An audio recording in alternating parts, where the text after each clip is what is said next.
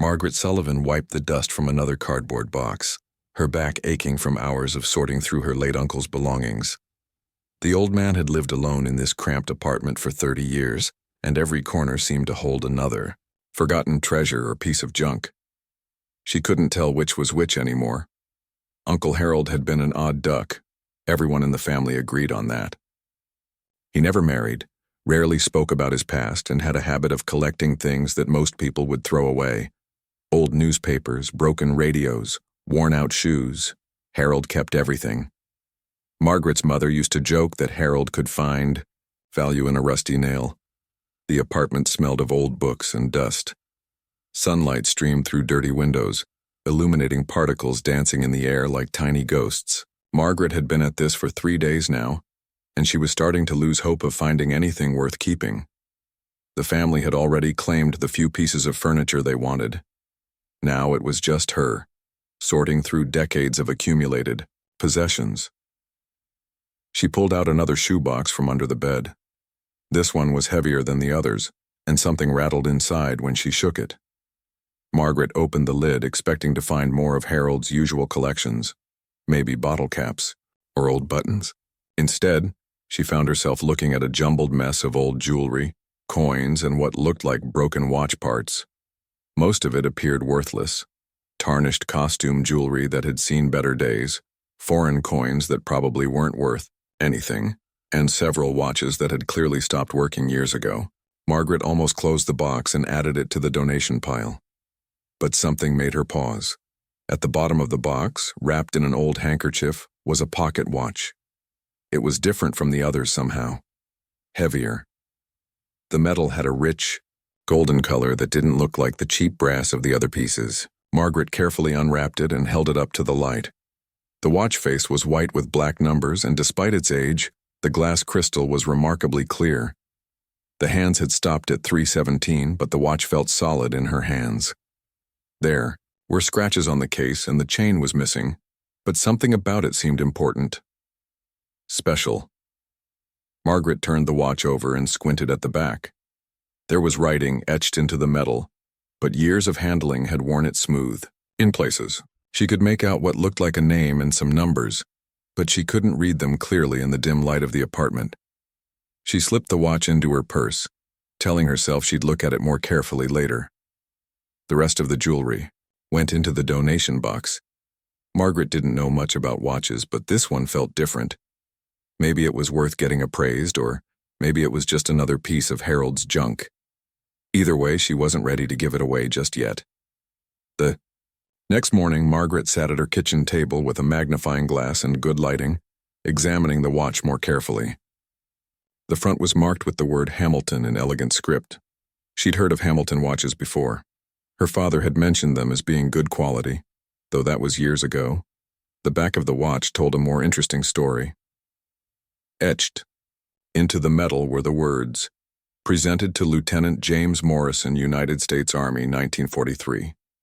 Below that was a serial number and what looked like a military designation she didn't recognize. Margaret felt a small thrill of discovery. This wasn't just any old watch. It was a military presentation piece from World War II. She knew enough about antiques to understand that military items from that era could be valuable, especially if they had a story behind them. But who was Lieutenant James Morrison? And how had the watch ended up in Uncle Harold's possession? Harold had never mentioned serving in the military, and he would have been too young for World War II anyway. Margaret realized she might have stumbled onto a mystery that was much bigger than just an old watch. She spent the rest of the morning searching online for information about Lieutenant James Morrison. There were dozens of men with that name who had served in World War II, but none of the records she found mentioned anything about Hamilton watches or special presentations. Margaret decided to take the watch to a local antique dealer who specialized in military items. If nothing else, maybe he could tell her more about what she'd found. The shop was small and cluttered, filled with uniforms, medals, and weapons from various conflicts throughout American history. The dealer, an elderly man named Frank Kozlowski, examined the watch with interest. He turned it over several times, checking the movement and inspecting the engraving with his own magnifying glass. His expression grew more serious as he studied the piece. "This is interesting," Frank said slowly. "Hamilton made watches for the military during World War II, but this particular model is unusual. The engraving suggests it was a special presentation, not a standard issue piece. Do you know anything about the man whose name is on it?" Margaret shook her head. "I found it in my uncle's things after he passed away. I have no idea how he got it or who Lieutenant Morrison was." Frank made some notes on a piece of paper. "Would you mind if I did some research on this? I have contacts in the military history community who might be able to help identify the specific unit or occasion. This kind of presentation watch, usually, has a story behind it." Margaret agreed, though she was starting to feel a bit overwhelmed by what she'd gotten herself into. What had started as a simple estate cleanup was turning into something much more complicated. But she was curious now, and Uncle Harold had always taught her that curiosity was worth following wherever it led. As she drove home from the antique shop, Margaret couldn't stop thinking about the watch ticking away in her purse. She'd wound it that morning, and it had started keeping perfect time, as if it had just been waiting for someone to care enough to bring it back to life. That evening, Margaret called her cousin David, Harold's closest living relative. If anyone knew about Harold's past or how he might have come across a military watch, it would be David. But when she described her discovery, David sounded as puzzled as she felt. "Harold never talked about the war much," David said. "He was always secretive about his past. I always assumed he just didn't like to talk about himself. But now that you mention it, he did have some odd habits. Like the way he always stood up whenever a veteran walked into a room, or how he never missed a Memorial Day service even though he claimed he'd never served." Margaret hung up the phone with more questions than answers. Uncle Harold was starting to seem like a man with secrets, and the watch was apparently just the beginning of uncovering them. 3 days later, Frank called Margaret with news that made her heart race. His military history contact had found records of Lieutenant James Morrison, and the story was more remarkable than either of them had expected. Lieutenant Morrison served with the 82nd Airborne Division during World War II, Frank explained over the phone.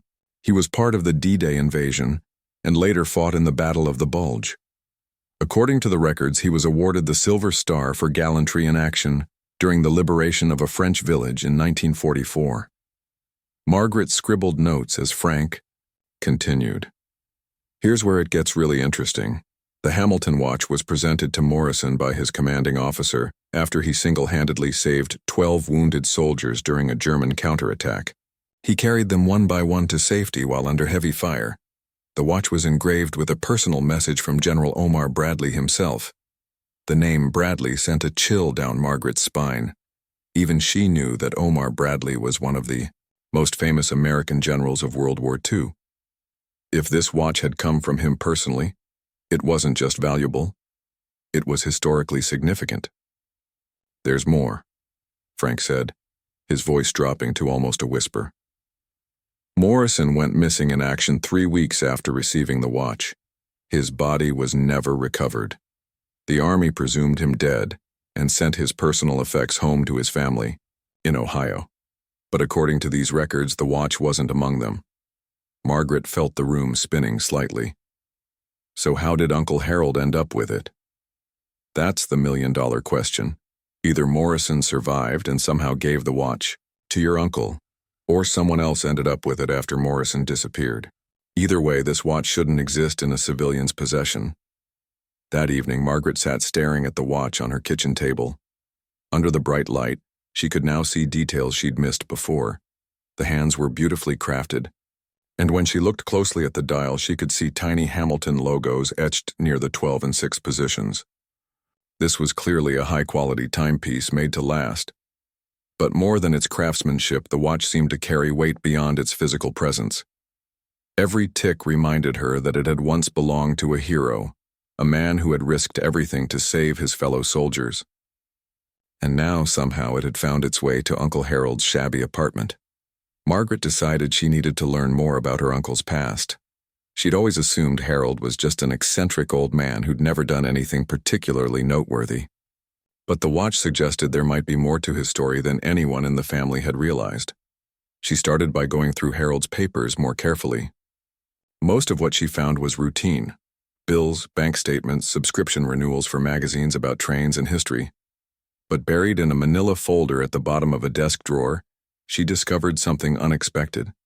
It was a bundle of letters, tied with a faded blue ribbon. The return addresses were from various locations across Europe, and the postmarks dated from the 1970s through the early 2000s. Margaret untied the ribbon with trembling fingers and opened the first letter. "Dear Harold," it began in careful handwriting. "Thank you for your letter and for keeping James's memory alive. It means more to our family than you can know that someone still remembers what he did for those men in France." The letter was signed, Mary Morrison, and dated 1978. Margaret's hands shook as she read on. Mary wrote about her brother James, about how the family had never gotten over losing him, and about how grateful they were that Harold had somehow found people who remembered James's heroic actions. Margaret opened letter after letter, each one revealing more pieces of the puzzle. Harold had apparently spent decades corresponding with the families of men who had served with Lieutenant Morrison. He'd tracked down survivors from Morrison's unit, collected their stories, and even visited some of them in person. One letter, from a man named Thomas Chen, dated 1989, was particularly revealing. "Harold," it read, "I was one of the 12 men Jimmy Morrison saved that day. I've never forgotten his face or his voice telling us everything would be okay as he carried us to safety. When the Germans started shelling our position again, Jimmy went back for his gear. That was the last time anyone saw him alive." The letter continued. "I've often wondered what happened to Jimmy's watch.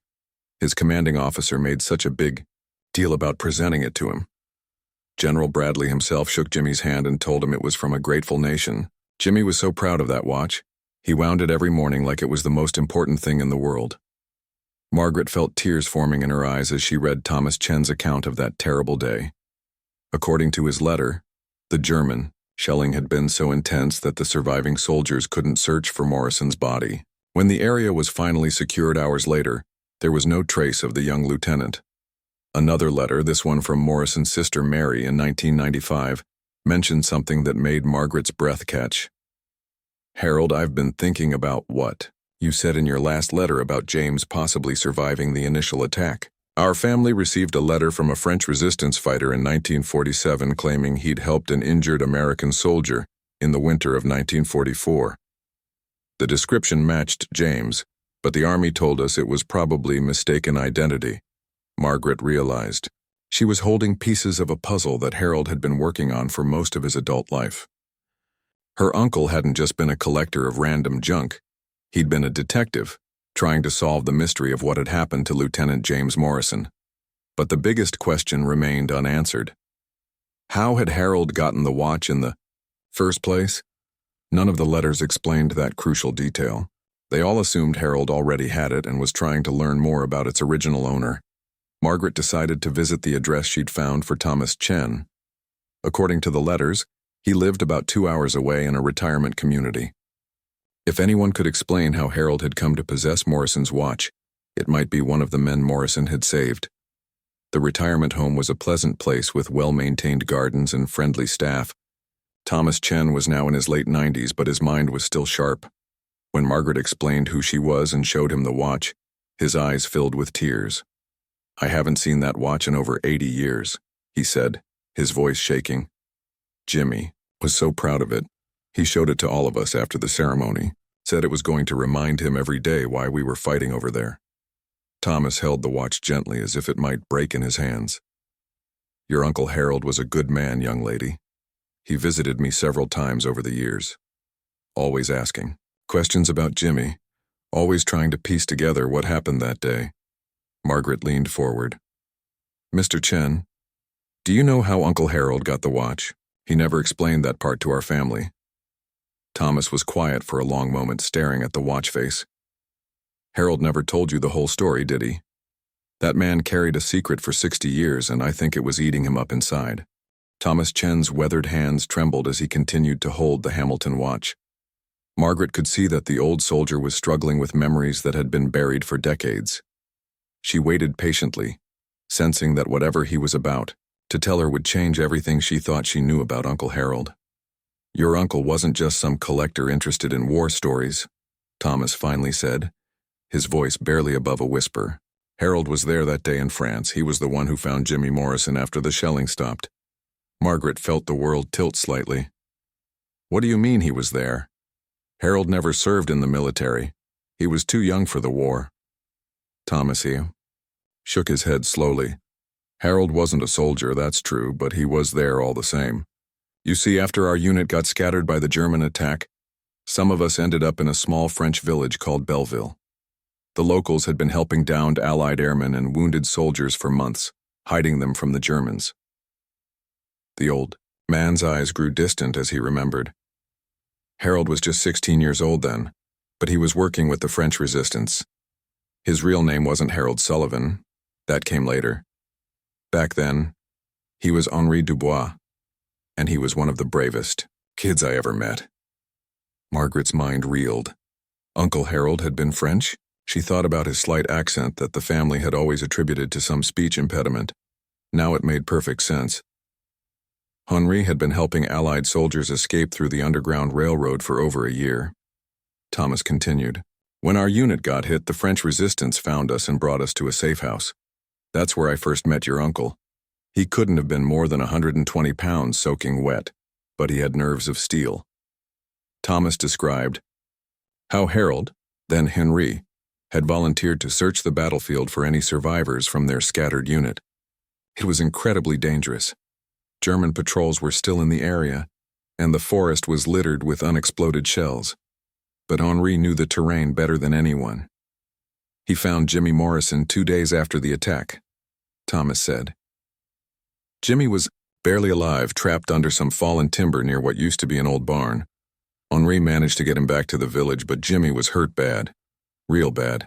Margaret listened in fascination as Thomas painted a picture of her uncle as a teenage hero. According to his account, Henry had risked his life repeatedly to help Allied soldiers, earning the respect and gratitude of everyone he aided. Jimmy lived for 3 more days after Henri found him, Thomas continued. He knew he wasn't going to make it, and he kept talking about that watch. Said it was the most important thing he owned, and he didn't want it to fall into German hands if they overran the village. The old soldier paused, wiping his eyes with a handkerchief. On his last day, Jimmy called Henri over to his bedside. He took off the watch and pressed it into Henri's hands. "Keep this safe," he said. "Someday, when this war is over, find my family and tell them what happened here. Tell them I died thinking about home." Margaret felt tears rolling down her cheeks. The watch wasn't just a valuable antique. It was a dying soldier's final gift to the boy who had saved him. "But that's not the end of the story," Thomas said. 2 days after Jimmy died, the Germans found our safe house. Most of us were able to escape through a tunnel the resistance had dug, but Henri got separated from the group. We heard gunfire and shouting and then nothing. We all assumed he'd been captured or killed. Thomas explained how the surviving Allied soldiers had eventually made it back to Allied lines, where they reported both Morrison's death and Henry's disappearance. The resistance network had been broken up, and no one knew what had happened to the brave French boy who had risked everything to help them. "I never expected to see Henri again," Thomas said. But about 30 years later, I got a letter from someone named Harold Sullivan in Ohio. He'd tracked me down through military records and veteran organizations. When he described himself and mentioned Jimmy Morrison's watch, I knew immediately who he really was. Margaret was amazed by the scope of her uncle's deception. So he came to America after the war and created a completely new identity? That's exactly what he did. According to what he told me over the years, Henri spent months in German prisoner camps after they caught him. He was just a kid, so they didn't shoot him right away like they would have an adult resistance fighter. When the Allies liberated the camp in 1945, Henri was barely alive. Thomas described how Henri had been so traumatized by his experiences that he could barely remember his own name for months after the liberation. American medical personnel had helped him recover, and when they discovered he was an orphan with no family left in France, they arranged for him to emigrate to the United States. He chose the name Harold Sullivan because it sounded American, and he settled in Ohio because that's where Jimmy Morrison had been from. He spent his whole life trying to honor the promise he'd made to a dying soldier. Margaret thought about all the letters she'd found in Harold's apartment, all the research he'd done into Morrison's unit and the families of the men Morrison had saved. Her uncle had dedicated his life to keeping the memory of a hero alive, even though no one else knew the real story. "Mr. Chen," Margaret said, "why didn't Harold ever tell our family about this? Why keep it secret for so long?" The old soldier smiled sadly. "Your uncle was carrying a lot of guilt, young lady. He blamed himself for Jimmy's death, even though there was nothing he could have done differently. Henri always felt that if he'd been faster or smarter or braver, maybe Jimmy would have survived. That kind of guilt can eat a man alive." Thomas handed the watch back to Margaret. "Harold visited me one last time about 5 years ago. He was getting sick by then, and he knew his time was running short. He asked me what he should do with Jimmy's watch. I told him the same thing I'm going to tell you, that watch needs to go home." Margaret drove home from the retirement center with her mind spinning. Everything she thought she knew about Uncle Harold had been turned upside down in the space of a single conversation.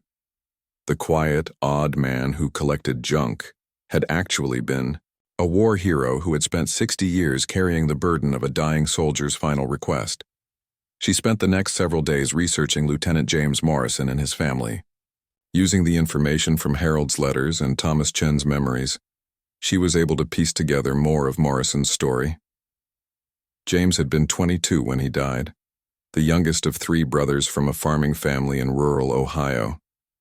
His parents had both passed away decades earlier, but he had living relatives, nieces and nephews who had grown up hearing stories about their heroic uncle. Margaret found contact information for Morrison's great-nephew, Robert Morrison, who lived in Columbus, Ohio. When she called him, his reaction was immediate and emotional. "You found Uncle Jimmy's watch?" Robert's voice cracked over the phone. "We've been looking for that watch for almost 80 years. My grandmother never got over losing it. She used to say it was the only proof she had of how brave her son really was." Robert explained that the Morrison family had tried for decades to track down any of Jimmy's personal belongings. The Army had returned some items, a few letters, his dog tags, and a photograph. But the watch had vanished. Family legend held that it had been stolen by grave robbers or lost in the chaos after the battle. "My grandmother died in 1987 still hoping someone would find that watch," Robert said. "She used to tell us kids that Uncle Jimmy's spirit wouldn't rest until his watch came home. We all thought it was just an old woman's fantasy, but maybe she was right." Margaret arranged to meet Robert in Columbus the following weekend. The drive gave her time to think about what she was about to do. Returning the watch felt like the right thing, but she was also saying goodbye to the most significant connection she'd ever felt to Uncle Harold's real story. Robert Morrison turned out to be a man in his 50s with kind eyes and graying hair. He lived in a modest house filled with family photographs and military memorabilia. When Margaret showed him the watch, he broke down and cried. "This was supposed to be passed down through our family," he said, cradling the watch like a newborn baby. "Uncle Jimmy wrote to my grandmother about receiving it. He said General Bradley told him it was meant to remind him that America's heroes never die. They just tick on in the hearts of the people they saved." Robert showed Margaret a display case filled with Morrison family military history. There were photographs of Jimmy in uniform, copies of his service records, and the Silver Star Medal that had been returned to the family after his death. But the centerpiece of the display was empty, a small velvet cushion where the watch was meant to rest. "We never gave up hope of finding it," Robert said. "Every few years, someone in the family would try a new approach. We hired private investigators, contacted auction houses, even put ads in military collector magazines. But we never imagined it was in the hands of someone who actually knew Uncle Jimmy's story." As Robert carefully wound the watch and listened to its steady tick, he asked Margaret to tell him everything she knew about Harold's connection to his great-uncle. Margaret shared Thomas Chen's story about Henri Dubois and how a French teenager had become Harold Sullivan. "Your uncle sounds like he was an amazing man," Robert said. "To carry that secret for so long, and to spend his life honoring a promise to a dying soldier. Most people would have just kept the watch or sold it, but Harold understood what it really meant. Robert walked over to a bookshelf and pulled out a thick photo album. "I want to show you something that might interest you." He flipped through pages of family pictures until he found what he was looking for: a black and white photograph of a young soldier standing next to a military jeep. "This is Uncle Jimmy, taken about a week before he received the watch," Robert said. "Look at his face. Really look at it." Margaret studied the photograph. Jimmy Morrison had been a handsome young man with dark hair and serious eyes. There was something familiar about his features, but she couldn't place it. "Now look at this," Robert said, turning to another page. This photograph showed an older man standing in front of a small house, squinting into the sun. Margaret gasped when she recognized the face. "That's Uncle Harold," she said. "But where did you get this picture?" Robert smiled. "Harold sent it to my grandmother in 1979. He said he wanted her to know that the person taking care of Jimmy's watch looked enough like her son to be his brother. Grandmother always said it was like Jimmy had sent his own guardian angel to watch over his most precious possession." Looking at the two photographs side by side, Margaret could see what Robert's grandmother had meant. Harold and Jimmy Morrison shared similar bone structure and the same serious expression. It was almost as if Harold had been meant to find the watch. "There's something else," Robert said, reaching into the display case. He pulled out a small wooden box and opened it to reveal a tarnished chain. This was Uncle Jimmy's watch chain. It was in his pocket when they found his gear after the battle. "If you're willing, I'd like to reunite the watch with its original chain." Margaret watched as Robert carefully attached the chain to the Hamilton watch. For the first time in decades, the timepiece looked complete. The weight of the chain gave the watch a substantial feel, and Margaret could imagine how proud Jimmy Morrison must have been to carry it. "I want to make you an offer," Robert said suddenly. "I know you could probably sell this watch for a lot of money. Hamilton military watches from World War II are highly sought after by collectors, especially ones with this kind of provenance. But I'm hoping you'll consider letting it stay in the Morrison family where it belongs." Margaret had been expecting this moment, and she'd already made her decision. "Mr. Morrison, I think Uncle Harold would want the watch to go home. He spent his whole life trying to honor Lieutenant Morrison's memory. Keeping it in your family is what he would have wanted." Robert's relief was visible. "I can't tell you what this means to our family, but I want to do something for you in return. I think your uncle deserves to be remembered too. Would you be willing to help me tell both of their stories?" Margaret agreed immediately. Harold had spent 60 years keeping Jimmy Morrison's memory alive, but no one knew about Harold's own heroism as a teenage resistance fighter. It was time for both men to receive the recognition they deserved. The French consulate in Chicago was an elegant building with marble floors and tall windows that let in streams of golden afternoon light. Margaret stood nervously in the waiting area, clutching a folder containing all the documentation Dr. Williams had helped her compile about Uncle Harold's wartime service. She had never imagined she would be in a place like this, representing a man who had kept his heroism secret for 70 years.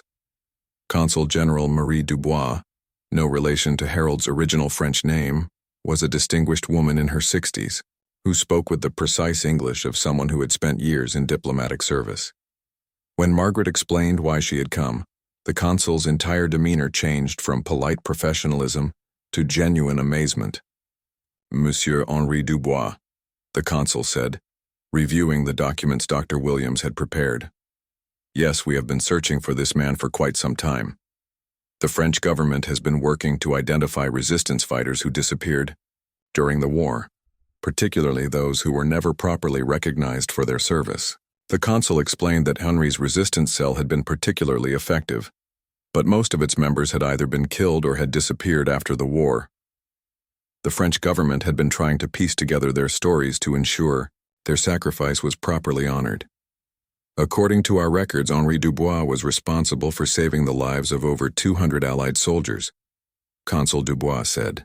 "His work with the Belleville Network was absolutely crucial to Allied operations in that region. The fact that he survived German interrogation without revealing vital information makes him a true hero of the resistance." Margaret listened as The consul described the various honors that France wanted to bestow upon Harold's memory. The Croix de Guerre was just the beginning. Henri also qualified for the Médaille de la Résistance, the Ordre National du Mérite, and several other decorations that recognized his extraordinary service. There is one complication, the consul said carefully. Normally, we would present these honors to the recipient in person, or to their immediate family if they have passed away. But since Monsieur Dubois changed his identity so completely, we need to verify that Henri Dubois and Harold Sullivan were indeed the same person. Margaret had expected this challenge. She opened her folder and spread out the evidence she and Robert Morrison had assembled. There were Harold's letters to the Morrison family and other veterans, Thomas Chen's written statement about meeting Henri during the war, and photographs showing the clear resemblance between young Henri and older Harold. But the most compelling evidence was a document that Margaret had found hidden in Harold's apartment after learning his real story. Tucked inside an old cookbook was Harold's original immigration paperwork from 1946, showing his transition from Henri Dubois to Harold Sullivan. The document had been carefully preserved for almost 80 years, as if Harold had always known that someday someone might need proof of who he really was. Consul Dubois examined each piece of evidence carefully. "This is quite remarkable," she said finally. "We have here documentation of one of the most extraordinary transformations I have ever encountered. A French resistance hero who became an American immigrant, spending his entire new life honoring a promise to a fallen Allied soldier." The consul explained that the French government wanted to do more than simply award Harold posthumous medals. They were planning to include his story in a new memorial being constructed in Belleville, the same village where Henri had worked with the resistance. The memorial would honor both the French fighters and the Allied soldiers they had helped save. "We would like to invite you to France for the dedication ceremony," Consul Dubois said. "It would be appropriate for Henri's family to be present when his story is finally told in the place where it began." Margaret felt overwhelmed by the magnitude of what was happening. In the space of a few weeks, her understanding of Uncle Harold had been completely transformed. She was learning that the quiet man she'd known had been carrying one of the most remarkable war stories she'd ever heard. But there was still one more surprise waiting for her. As she prepared to leave the consulate, Consul Dubois mentioned something that made Margaret's heart skip a beat. "There is one other matter we should discuss," the consul said. "Our research has uncovered information suggesting that your uncle may have had contact with American military personnel even after the war ended. Specifically, there are records indicating that he corresponded with a General Bradley in the 1950s. Margaret stopped in her tracks. "General Bradley?" "The same one. Who presented the watch to Lieutenant Morrison?" "The very same. Omar Bradley became one of America's most senior military leaders after the war, eventually serving as chairman of the Joint Chiefs of Staff. According to French military records, General Bradley personally requested information about the resistance fighters who had helped Allied soldiers in the Belleville area." The consul pulled out a copy of a letter dated 1952. It was written on official U.S. Army letterhead and addressed to the French Ministry of Defense. In the letter, General Bradley specifically asked for information about the young resistance fighter known as Henri Dubois, who showed extraordinary courage in assisting American personnel during winter operations in 1944. "This suggests that General Bradley knew about your uncle's role in Lieutenant Morrison's final days," Consul Dubois explained. "It's possible that Thomas Chen or one of the other survivors told Bradley about the French boy who had tried to save Morrison." Margaret realized that Harold's story was even more complex than she'd imagined. Not only had he kept Morrison's watch, safe for 60 years, but he'd apparently been known to the very general who had originally presented it. The web of connections was becoming almost too remarkable to believe. "There's one more document you should see," the consul said, handing Margaret a photocopy of another letter. This one was handwritten and dated 1953. It was addressed to Harold Sullivan in Ohio and signed by Omar Bradley himself. Margaret's hands shook as she read Bradley's words. "Mr. Sullivan, I have recently learned of your identity as the Resistance fighter who attempted to save Lieutenant Morrison's life. Your courage as a young man in France and your dedication to honoring Morrison's memory in America represents the very best of both our nations. The watch you carry is in worthy hands." The letter continued, "I understand you have chosen to build a new life in America, and I respect your desire for privacy about your wartime service. But I want you to know that the United States Army has not forgotten what you did for our soldiers. If you ever need anything, please do not hesitate to contact me personally." Margaret looked up at Consul Dubois with tears in her eyes. "General, Bradley knew Harold had the watch and he approved of him keeping it?" "It appears so. According to our research, General Bradley felt that Henri Dubois had earned the right to carry Morrison's watch through his own heroic actions. In Bradley's view, the watch had found its way to someone who truly understood its significance." As Margaret drove home from Chicago, she thought about the extraordinary chain of events that had brought Jimmy Morrison's watch into Harold's care. It wasn't just chance or coincidence. It was a story of honor, sacrifice, and the kind of human connection that transcends nationality and circumstance. But she also realized that Harold's story was far from over. The watch was going home to the Morrison family, just as Harold had always intended. But now Henri Dubois would finally receive the recognition he deserved for his own wartime heroism. After 70 years of silence, both men would be remembered for what they had done in the service of others. Margaret pulled over at a rest stop and called Robert Morrison to tell him about her meeting at the consulate. When she finished reading General Bradley's letter aloud, Robert was quiet for a long moment. "You know what this means, don't you?" he finally said. "Uncle Jimmy's watch didn't just find its way to some random collector. It found its way to another hero, someone who understood exactly what it represented. Jimmy Morrison and Henri Dubois were both willing to risk everything to save other people's lives." Margaret smiled as she looked at the traffic flowing past, on the highway.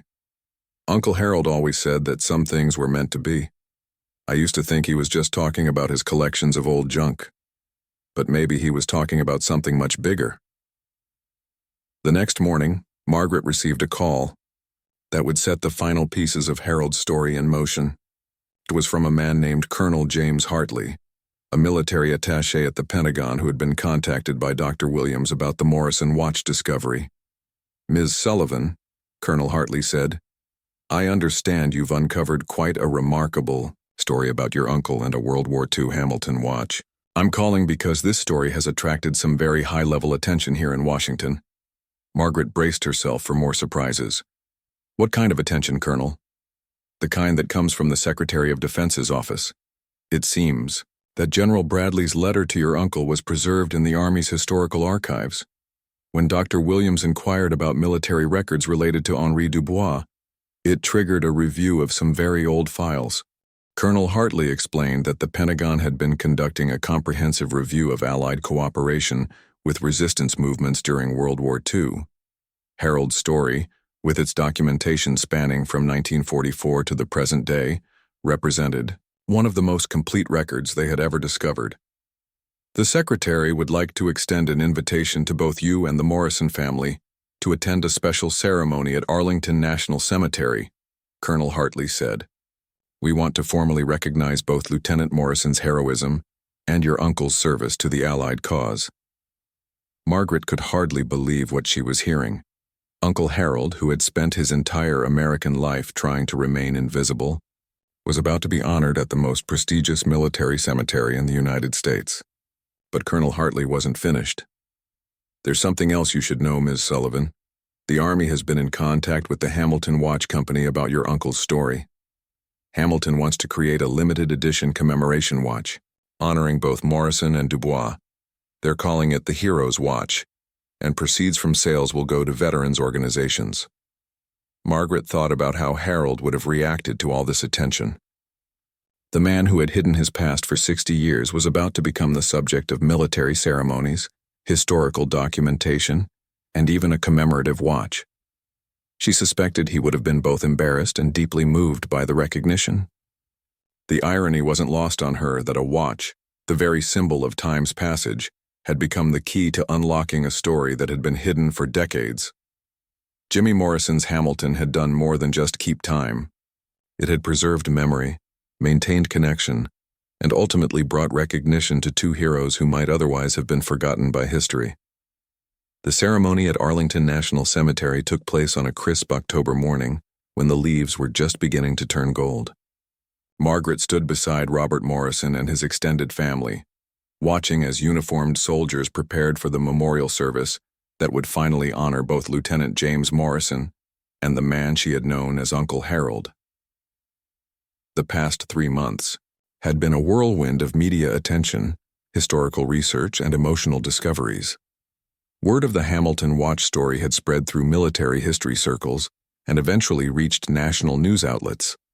Magazine writers and documentary filmmakers had contacted Margaret, all wanting to tell the remarkable story of two heroes whose lives had been connected by a single timepiece. General Patricia Hayes, the current commanding officer at Arlington, stepped up to the microphone that had been set up near the tomb of the unknown soldier. Behind her, honor guards stood at attention, while a small crowd of family members, historians, and veterans gathered to witness the ceremony. We are here today to honor two remarkable men whose courage and dedication represent the very best of the human spirit, General Hayes began. Lieutenant James Morrison gave his life-saving fellow soldiers in the forests of France. Henri Dubois, who we came to know as Harold Sullivan, spent 70 years ensuring that Morrison's sacrifice would never be forgotten. Margaret felt tears forming as she listened to the general describe Uncle Harold's transformation from French resistance fighter to American immigrant. The story sounded almost impossible when spoken aloud, but she had lived with the evidence for months now. Every detail had been verified, every document authenticated, every witness statement confirmed. Robert Morrison stepped forward when invited to speak about his great-uncle. He held Jimmy's Hamilton watch in his hands, the same watch that had started this incredible journey of discovery. My great-uncle Jimmy Morrison was 22 years old when he died in France, Robert said, his voice carrying clearly across the cemetery.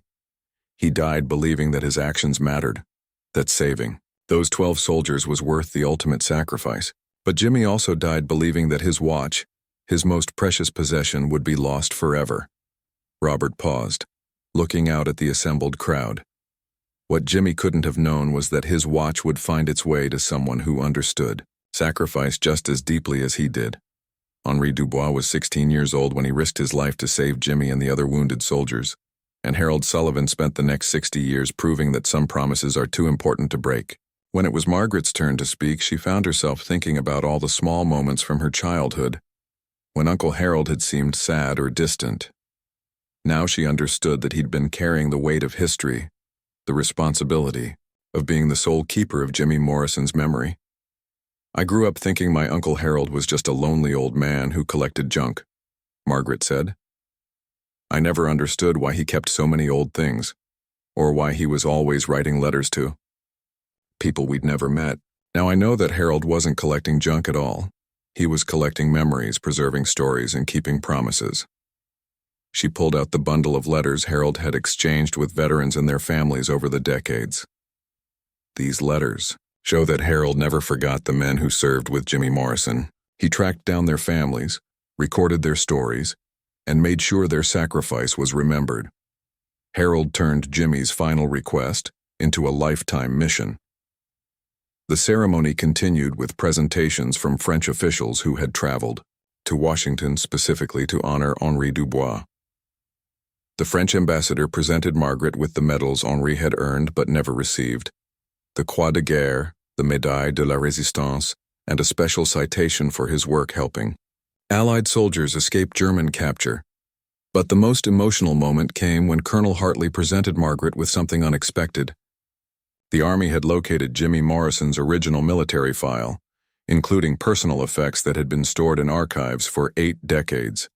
Among them was a letter Morrison had written to his mother but never sent, dated just 2 days before his death. In this letter, Lieutenant Morrison wrote about meeting a French boy who reminded him of his younger brother back home. Colonel Hartley explained. Morrison wrote that this boy, Henri, had more courage than most grown men he'd known. He expressed hope that Henri would survive the war and have a chance to live the peaceful life that so many were fighting to protect. Margaret realized that Jimmy Morrison had seen something special in the teenage resistance fighter, just as Henry had been moved by the dying soldier's bravery. Their connection had been deeper than just the circumstances of war. It had been a recognition of shared values and mutual respect. The Hamilton Watch Company had sent representatives to the ceremony as well. They presented Margaret with the first production model of the Hero's Watch, a limited edition timepiece that honored both Morrison and Dubois. The watch face featured subtle design elements referencing both men's service, and each watch would come with a booklet telling their complete story.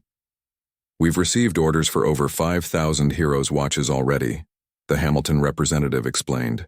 "Veterans organizations across the country want to support the memorial fund that's being established in both men's names. Your uncle's story has touched people in ways we never expected." After the formal ceremony ended, Margaret found herself surrounded by people who wanted to thank her for bringing Harold's story to light. Veterans who had never heard of Henri Dubois or Harold Sullivan were moved by his dedication to honoring a fallen comrade. History buffs were fascinated by the documentation of resistance operations that Harold had helped preserve. But the person Margaret most wanted to talk to was Thomas Chen, who had made the trip from his retirement home to attend the ceremony. At 97, he was one of the last living connections to the events that had brought Jimmy Morrison and Henri Dubois together. "I keep thinking about that scared 16-year-old kid who pulled Jimmy out of those ruins," Thomas said, his eyes bright despite his age. Henry had no reason to risk his life for a bunch of American soldiers he didn't even know, but he did it anyway because that's the kind of person he was. Thomas explained that he'd stayed in contact with Harold until just a few years before Harold's death. "Your uncle never stopped feeling guilty about not being able to save Jimmy's life. I tried to tell him that finding Jimmy and staying with him during his final days was a gift, not a failure. But Harold carried that burden right to the end." As the crowd began to disperse, Margaret stood alone for a moment beside the memorial wall where Henri Dubois' name had been added to honor French resistance fighters. She thought about the strange journey that had brought her here, starting with what seemed like just another piece of Uncle Harold's junk. The Hamilton watch was now safely in Robert Morrison's possession, where it would remain as a family heirloom and a reminder of Jimmy's heroism. But Harold's story had taken on a life of its own, inspiring people who had never heard of either man before the ceremony. Margaret received a call that evening from Dr. Williams, who had exciting news about the ongoing research into Harold's wartime activities. "We've found more resistance fighters who worked with Henri during the war," Dr. Williams said. 3 of them are still alive, living in France. They've been following the news about Henri's recognition, and they want to share their memories of working with him. The historian explained that these survivors were planning their own ceremony in Belleville, where they would unveil a memorial plaque honoring the entire resistance network. Henri Dubois would be prominently featured, along with the other fighters who had risked everything to help Allied soldiers escape German capture. They're also planning to establish a small museum in Belleville, focusing on the cooperation between French resistance and Allied forces. Dr. Williams continued, "Harold's letters and documentation will be central to the exhibit. His story demonstrates how individual acts of courage can echo through generations." Margaret looked at the box of Harold's possessions that she'd brought home from the ceremony. Mixed in with his personal items was the folder of letters he'd never sent. Letters to Jimmy Morrison's family that he'd written but never mailed, apparently feeling that his English wasn't good enough or his story wasn't important enough to share. Reading those unsent letters, Margaret finally understood the full depth of Harold's character. He'd been a man of profound humility, who had never fully grasped the magnitude of his own heroism. Even after saving dozens of lives and enduring torture rather than betray his comrades, Harold had seen himself simply as someone who had failed to save one particular soldier. The final letter in the stack was addressed to Jimmy Morrison himself, written just a year before Harold's death. In it, Harold finally expressed what he'd been feeling for 7 decades. "My dear friend Jimmy, I have kept your watch safe as you asked, and I have tried to keep your memory alive. I hope that somewhere, somehow, you know that the men you saved lived full lives because of your sacrifice. I hope you know that your courage inspired a scared French boy to become a better man. And I hope that when my time comes I will have proven worthy of the trust you placed in me that day in Belleville." Margaret carefully folded the letter and placed it back in the box. She understood now that Uncle Harold's entire American life had been an act of devotion, a 60-year prayer of gratitude to a soldier who had shown him what true heroism looked like. The Hamilton watch had indeed gone home to the Morrison family, but its journey had revealed something even more valuable: the story of how ordinary people can become extraordinary through simple acts of courage and dedication. Jimmy Morrison's final gift to Henri Dubois hadn't just been a watch. It had been a lesson in how to live a life worthy of the sacrifices others had made. As Margaret turned off the lights in her apartment that night, she could hear the faint ticking of her own wristwatch, a sound she'd never really noticed before. But now every tick reminded her of time's precious nature, and of two men who had used their time on Earth to make sure that courage and sacrifice would never be forgotten.